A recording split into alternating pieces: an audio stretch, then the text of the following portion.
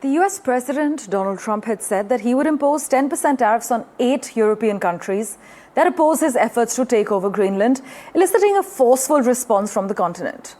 Trump's threat, though, reflects his penchant for wielding his economic arsenal for foreign policy means, even against long-standing allies, after countries including Germany, France, and the United Kingdom sent troops to the autonomous Danish territory last week. The 8 tariff targets warned of a dangerous downward spiral, while the EU is considering retaliation as we speak.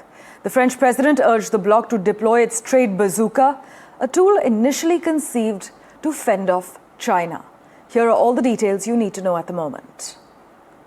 And I may do that for Greenland, too. I may put a tariff on countries if they don't go along with Greenland, because we need Greenland for national security. What began as a bizarre obsession has now erupted into a full-blown transatlantic crisis. US President Donald Trump's mania for Greenland is no longer just empty words. It is now driving a tariff war with Europe.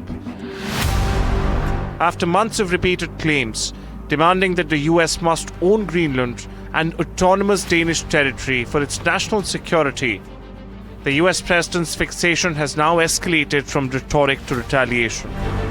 After European allies pushed back, Trump used his favorite tool, tariffs, imposing sweeping duties on key allies such as France, UK, Denmark, unless they agree to negotiate with the US for control over Greenland. 10% tariffs first, then 25%. The message is clear: comply or pay.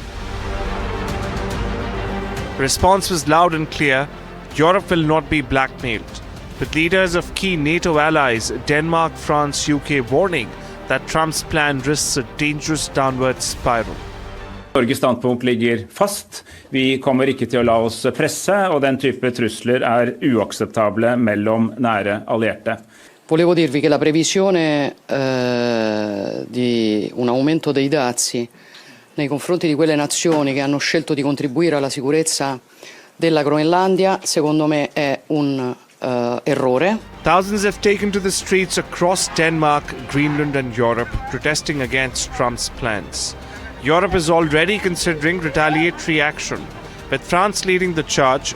French President Emmanuel Macron is pushing for EU's trade bazooka, or the anti-coercion instrument, a tool that would allow Europe to impose sweeping tariffs on the US, restrict American investment, and retaliate across multiple sectors. Greenland has become the trigger, but the stakes are far bigger.